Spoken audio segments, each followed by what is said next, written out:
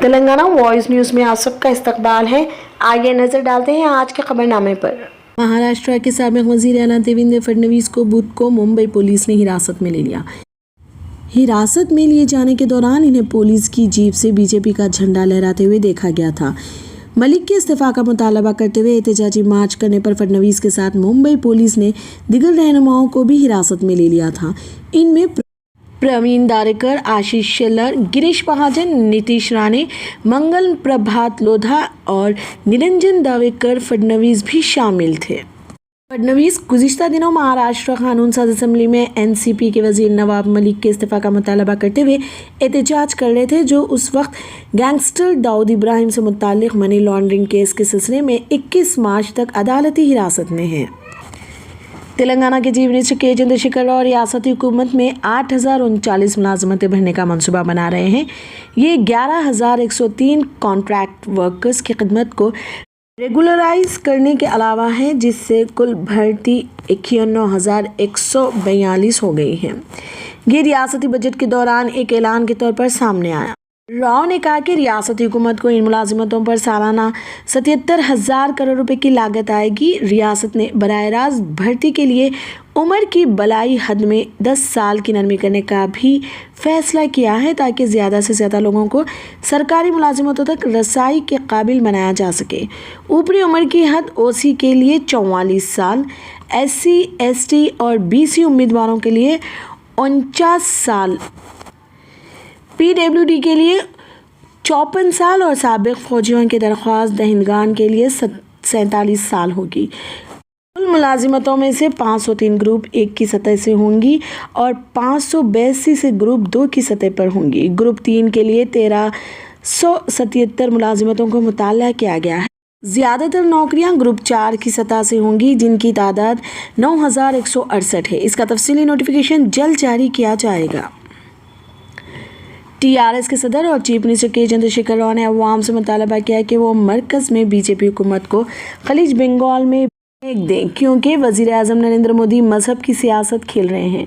وزیر اعلیٰ منگل کو واناپرتی ضلع ہیڈ کوارٹر میں کئی ترقیاتی پروگراموں میں حصہ لینے کے بعد بات کر رہے تھے، جس میں منا اورو منابادی اسکیم کا افتتاح بھی شامل تھا۔ راؤ نے کہا کہ وہ بدھ کو اسمبلی میں بے روزگار نوجوانوں کے لیے ایک بڑا اعلان کریں گے۔ تمام نوجوانوں کو یہ اعلان سننے کے لیے بدھ کی صبح 10 بجے ٹی وی چینلز کے سامنے ہونا چاہیے۔ بی جے پی پر اپنی تنقید جاری رکھتے ہوئے انہوں نے کہا کہ سیاست میں مذہبی اور ذات پات کی روش خطرناک ہے، لیکن بھگوا پارٹی اپنے مفادات کے لیے اس کا سہارا لے رہی ہے۔ جل پلی میونسپلٹی کے کئی علاقے آنے والے دنوں میں ایک بڑی تبدیلی سے گزرنے کے لیے تیار ہیں اور بہت سے ترقیاتی کاموں کو بنیاد بنایا جا رہا ہے اور امید ہے کہ وہ چند مہینوں میں مکمل ہو جائیں گے۔ بلدیہ میں سڑک کی چوڑائی اور بحالی کے کاموں کے علاوہ سیوریج لائنوں اور بیوٹیفیکیشن کا کام بھی شروع کیا جا رہا ہے۔ ایک مربوط کوشش میں مختلف سرکاری ایجنسیوں بشمول Telangana urban finance infrastructure development corporation, Telangana state industrial infrastructure corporation, Hyderabad metropolitan development authority اور Hyderabad metropolitan water supply and sewerage board HMWSSB نے سلسلہ وار کاموں کے لیے درکار فنڈز مختص کیے ہیں۔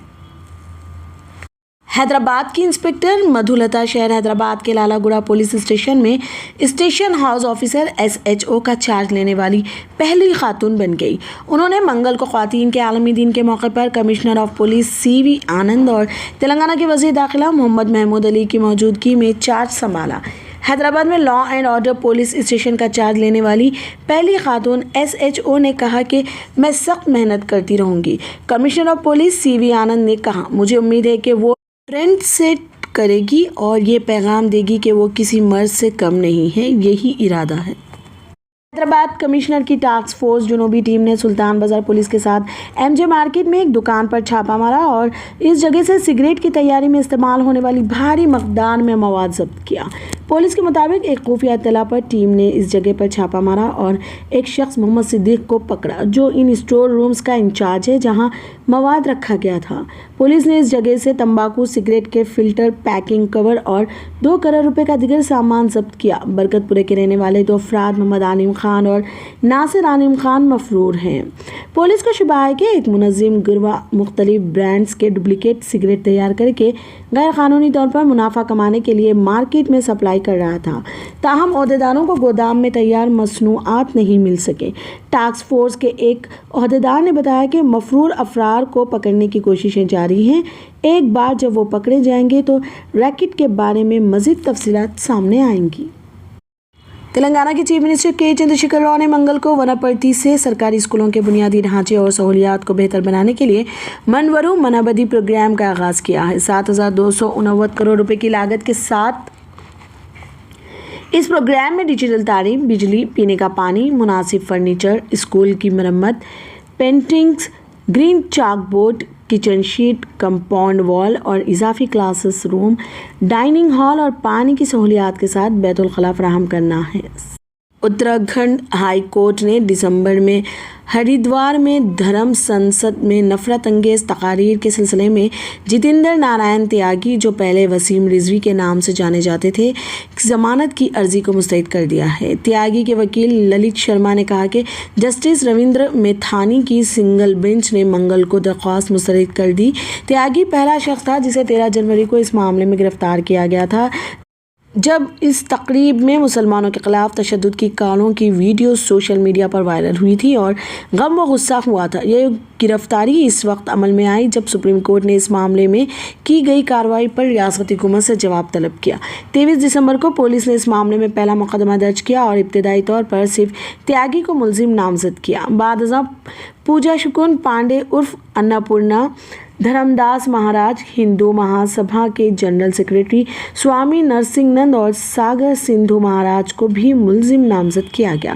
2 جنوری کو نفرت انگیز تقاریر کی تحقیقات کے لیے ایک 5 رکنی خصوصی تحقیقاتی ٹیم تشکیل دی گئی تھی۔ 1 فروری کو تیاگی کے خلاف ہریدوار میں ایک کتاب کی رونمائی کے موقع پر نفرت انگیز تقریر کرنے اور مسلمانوں کے خلاف توہین آمیز تبصرے کر کے مذہبی جذبات کو ٹھیس پہنچانے پر ایک اور مقدمہ درج کیا گیا تھا۔ سپریم کورٹ نے مفرور تاجر وجے مالیا کی حاضری سے متعلق درخواست پر سماعت جمعرات تک ملتوی کر دی، جو کہ اس کی ناکارہ کنگ فشر ایئر لائنز کے 9,000 کروڑ روپے سے زیادہ کے بینک لون ڈیفالٹ کیس میں ملزم ہے، جہاں وہ قصوروار پایا گیا ہے۔ Justice U Lalit, S Ravindra Bhat اور پی ایس نرسمہا پر مشتمل بینچ نے بدھ کو توہین عدالت کیس کی سماعت جمعرات کو دوپہر 2 بجے کے لیے کی، جب سینئر وکیل اور ایمکس کیوری جدیپ گپتا نے اس بنیاد پر التوا طلب کیا کہ وہ ایک اور کیس کی بحث میں مصروف ہوں گے۔ سپریم کورٹ نے 10 فروری کو مالیا کے خلاف توہین عدالت کیس کی سماعت بدھ کو مقرر کی تھی اور مفرور تاجر کو ذاتی طور پر اپنے وکیل کے ذریعے اس کے سامنے پیش ہونے کا آخری موقع دیا تھا۔ بینچ نے کہا تھا کہ اس نے مالیا کو ذاتی طور پر یا وکیل کے ذریعے پیش ہونے کے متعدد مواقع فراہم کیے ہیں اور 30 نومبر 2021 کو اپنے آخری حکم میں مخصوص ہدایت بھی دی تھی۔ ایمکس کیوری گپتا نے کہا تھا کہ عدالت نے توہین آمیز شخص کو توہین عدالت کا مجرم پایا ہے اور اسے سزا دی جانی چاہیے۔ حکم جاری کرتے ہوئے عدالت نے مشاہدہ کیا کہ ان کے طرز عمل کے بارے میں کوئی شکایت نہیں تھی جب اسے 3 بار پیرول پر رکھا گیا تھا۔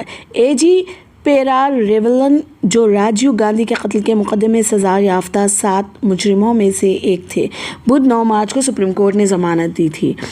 پیرا ریولن نے 3 دہائیوں سے زیادہ عرصے جیل میں گزارا اور سپریم کورٹ نے اسے پیرول پر رہا کرنے کا حکم دیا ہے۔ جسٹس ایل ناگیشور راؤ کی بینچ نے یہ کہتے ہوئے ضمانت منظور کی کہ وہ 32 سال قید کاٹ چکے ہیں۔ اسسٹنٹ سالیسیٹر جنرل کے ایم نٹراج کی شدید مخالفت کے باوجود ضمانت دی گئی۔ عدالت نے یہ بھی کہا کہ ضمانت ٹرائل کورٹ کی شرائط سے مشروط ہوگی اور وہ ہر مہینے کی 1 تاریخ کو CBI آفیسر کو رپورٹ کرے گا، لیکن پیرا ریولن کو فی الحال مقامی پولیس اسٹیشن میں رپورٹ کرنے کو کہا گیا ہے۔ وہ اس وقت پیرول پر ہے اور اس سے پہلے 3 بار پیرول پر رہا ہے۔ حکم جاری کرتے ہوئے عدالت نے مشاہدہ کیا کہ ان کے طرز عمل کے بارے میں کوئی شکایت نہیں تھی جب اسے 3 بار پیرول پر رہا کیا گیا تھا۔ عدالت نے یہ بھی کہا کہ وہ اس حقیقت پر غور کرنے کے بعد کہ اس نے 3 دہائیاں جیل میں گزاری ہیں، ضمانت پر رہا کا حقدار ہے۔ بینچ نے اپنے حکم میں کہا، اس حقیقت کو مد نظر رکھتے ہوئے کہ درخواست گزار نے 30 سال سے زیادہ جیل میں گزارے ہیں، ہمارا خیال ہے کہ وہ مرکز کی شدید مخالفت کے باوجود ضمانت پر رہا ہونے کا حقدار ہے۔ جنگ زدہ یوکرین سے نکالے گئے طلباء نے گھر تک محفوظ راستہ تلاش کرنے میں مدد کرنے پر ہندوستان کے پرچم کے تئیں اظہار تشکر کیا۔ مرکز نے یوکرین میں روسی فوجی حملے کے بعد یوکرین اور پڑوسی ممالک میں پھنسے ہوئے طلباء کو واپس لانے کے لیے آپریشن گنگا شروع کیا۔ نکالے گئے طلباء نے اپنے ملے جلے تجربات کا اظہار کیا اور ان کی بحفاظت واپسی پر ہندوستانی سفارت خانے اور مرکز کا شکریہ ادا کیا۔ مرکز نے ہندوستانی شہریوں کے رومانیہ کی سرحد عبور کرنے کے بعد پروازوں کا انتظام کیا تھا، لیکن سرحدوں کا سفر طلباء کے لیے آسان نہیں تھا۔ سفارت خانے نے طلباء کو مشورہ دیا تھا کہ وہ آسانی سے کلیئرنس حاصل کرنے کے لیے سرحدوں پر جاتے ہوئے بسوں پر ہندوستانی پرچم چسپاں کریں۔ رومانیہ جانے کا راستہ تلاش کرنا مشکل تھا۔ ہندوستانی سفارت خانے کی طرف سے مدد کم تھی۔